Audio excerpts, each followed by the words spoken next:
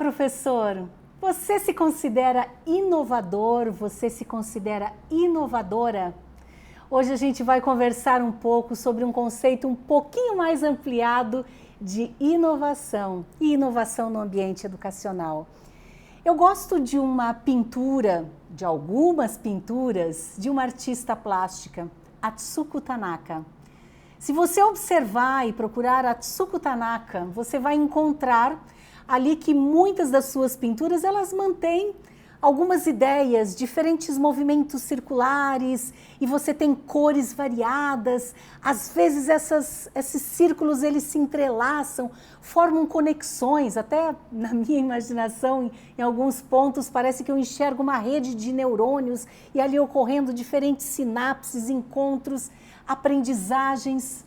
Sabe, essa pintura de Atsuko Tanaka me faz pensar no dinamismo que deveria ser o nosso ambiente educacional. Só o fato de eu pensar que não é quadrado, se você pensar uma estrutura quadrada, às vezes você fala para uma pessoa, você é quadrado, mas ela é muito, o quadrado não rola, o circular, ele é dinâmico, ele pode ser impulsionado para diferentes direções. Agora imagina esse círculo em dinamismo interconectado com outros. Porque imaginem e pensem concretamente, professor, as situações que nós temos hoje para resolver. Quando eu paro ali no ambiente onde eu trabalho, na região do distrito do Capão Redondo, em São Paulo, e começo a entrar por ruas e vielas, às vezes eu começo a pensar, parece completamente impossível educar, trazer saúde, trazer condições dignas e trabalhar com uma população tão grande. Às vezes você vê numa região 25 mil famílias, eu penso, haverá escola para todos? Temos professores habilitados suficientes?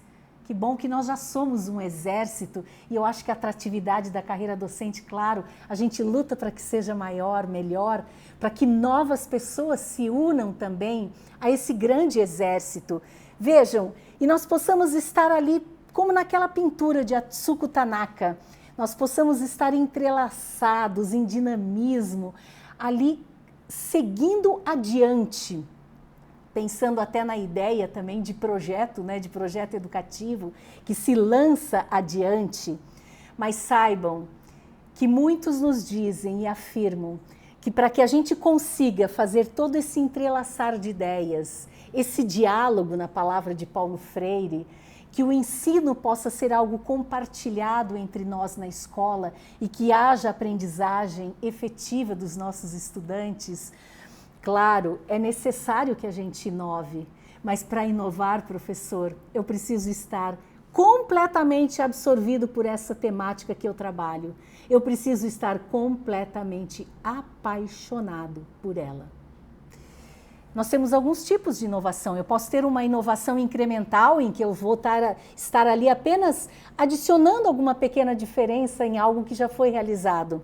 Eu tenho uma inovação mais sintética, em que agora eu consigo reunir talvez a ideia de várias pessoas e ter ali um novo construto.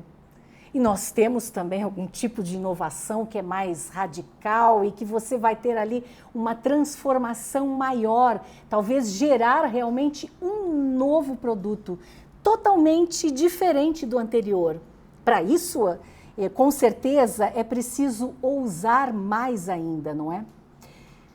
Pesquisas realizadas na Harvard, elas nos disseram que o que faz com que as pessoas se tornem mais inovadoras ou não?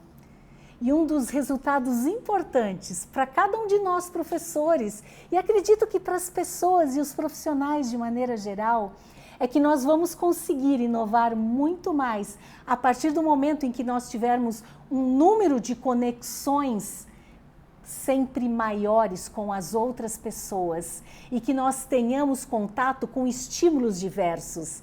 Howard Gardner já escrevia anos atrás, Inteligências Múltiplas, deixe a criança entrar em contato com diferentes objetos, com diferentes estímulos, e ela vai começar a desenvolver diferentes inteligências.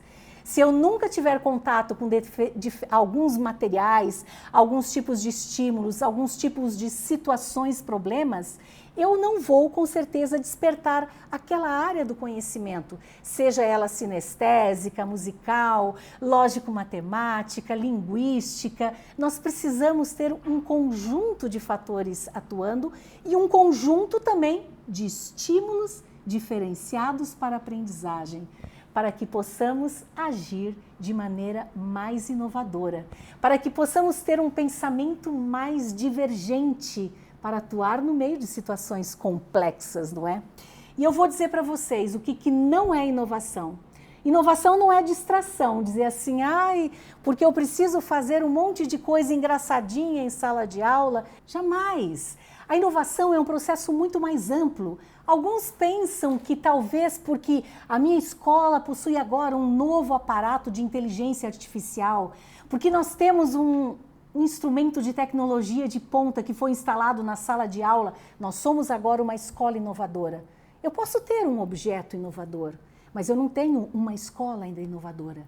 Porque para que a inovação ela possa acontecer em termos de escola, eu preciso ter a modificação, eu preciso ter a alteração na forma como nós pensamos e como nós idealizamos e como nós construímos muito do nosso projeto coletivo, do nosso projeto pedagógico de escola. Como é que você está pensando a sua escola junto com a liderança educacional? Será que nós estamos tentando ousar e fazer algo que ainda não havia sido experimentado em outros anos, mas que talvez fundamentados em outras experiências, em pesquisas e investigações, nós sabemos que nós podemos seguir em frente e avançar? Nós entendemos que a inovação é um espectro muito mais amplo. E esse espectro mais amplo é mais do que eu colocar agora uma disciplina de pensamento criativo no currículo. Colocar uma disciplina nova, isso é ser uma escola inovadora? Comprar um material novo, equipar o laboratório com outro instrumento, isso é suficiente para tornar uma escola inovadora? Não. Precisamos trabalhar na formação dos professores, principalmente, da gestão educacional. Precisamos discutir ideias juntos para que nós possamos formar um novo pensamento pedagógico em conjunto. Uma das grandes chaves da inovação é o próprio trabalho do professor. O professor como intelectual transformador, já dizia um curriculista chamado Henri Giraud. Esse intelectual transformador que vai começar a pensar a escola por um outro prisma. Será que a gente pode imaginar como se fosse uma sequência de quadros de um artista? Vai acompanhando vários quadros de Monet, vários quadros de Picasso, ou estimula o seu estudante a olhar a obra de arte de algum dos artistas, até da sua comunidade local, e que ele aprecia muito. De repente eu estou ali observando a pintura do Cobra, numa das paredes ali do Capão Redondo, em São Paulo. E eu posso então pensar, qual seria a próxima pintura? Aquela que ele ainda não pintou aqui no Capão Redondo, mas que faria muito sentido nesse lugar. Qual seria o próximo quadro de Monet, mas que ele não pintou, mas que hoje eu vou tentar fazer junto com os meus estudantes? Faça esse exercício junto com eles. Nós temos algumas experiências ao redor do mundo e podemos até destacar, por exemplo, um dos projetos que se chama Volta ao Mundo em 13 escolas. Ele está disponível na internet, foi organizado pela Fundação Telefônica, teve participação de diferentes professores e eles ali atribuíram vez e voz a professores, a alunos, a ex-alunos, a pessoas da comunidade, aqueles que participavam do ambiente da escola, em escolas que podem ser consideradas inovadoras, não apenas no meu bairro, mas são experiências, professor, que podem fazer com que a gente abra os olhos para a diversidade que é tão importante hoje, para que a gente possa trabalhar de forma mais equitativa, livre de discriminações, para que a gente possa trabalhar com maior autonomia, para que a gente lute por um patamar de igualdade maior equidade entre as pessoas, para que elas tenham um ponto de partida mínimo, para que tenham condições de estudar juntos e possam progredir ali, a partir dali. Vejam, nós podemos encontrar experiências variadas. Talvez a experiência seja de um projeto da sua escola e que nós não conhecemos, que o país não conhece. Talvez ele não foi ainda divulgado ou escrito ou colocado nas mídias sociais. Mas nós podemos atribuir vez e voz também aos projetos que você está construindo com os seus alunos. E isso é importante. Por isso que nós falamos dessa experiência, um exemplo só, de 13 projetos desenvolvidos ao redor do mundo. Na Europa, na América do Sul, na América do Norte, no Brasil, várias experiências do Brasil. Nós temos também experiências não só na América Latina, nós temos lá uma experiência na Índia, na Indonésia, locais mais distantes da nossa realidade. Não importa se é na Ásia, se é na Oceania, se é na Europa, se é na África, no continente africano, se é no continente americano. Mas nós precisamos abrir os olhos e começar a aprender com outras experiências para que isso possa instigar as conexões, aquele emaranhado, aquele dinamismo, talvez dos círculos que vão estar ali em constante interação e que vão fazer com que nessa interconexão nós consigamos chegar a novos produtos, sair dessa linearidade dos caminhos e das trilhas para a sinuosidade da criatividade. Você se considera criativo, professor? Como eu posso estimular a criatividade em mim mesmo, para que aí eu possa estimular a criatividade em nossos alunos? Quando você observar melhor as experiências ao redor do mundo, você vai encontrar uma escola para jovens e adultos no distrito do Campo Limpo. Você vai encontrar ali uma escola em que o trabalho e os projetos são realizados a partir do sonho daqueles adolescentes, para que possam fazer mais sentido, para que eles tenham o desejo de ir à escola. E o projeto só tem crescido e tem expandido, e cada vez com um número maior de jovens e até adultos que não tiveram oportunidade de estudar, estão lá no CIEJA Campo Limpo.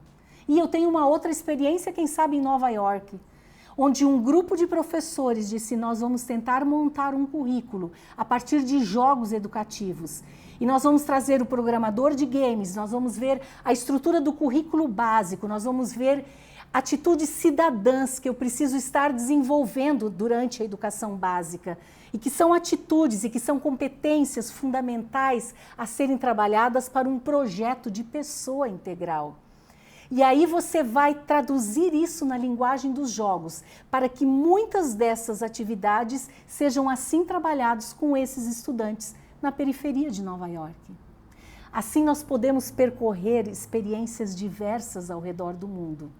E nós instigamos você a ler e a conhecer. A gente instiga você a com raízes e asas raízes, porque nós temos legado. Nós temos um legado histórico, cultural, como escola, coisas importantes e que não devem ser deixadas de lado. E outras coisas que precisam ser, talvez, abandonadas e que nós possamos, com asas, sair em busca de novos horizontes. Professor, você se considera criativo? Você se considera inovador? Eu hoje desafio você a crescer junto nas interconexões entre pessoas e ideias, para que a nossa escola não seja a mesma, para que o nosso ambiente ouse ser um pouco mais inovador e nós possamos viver melhor.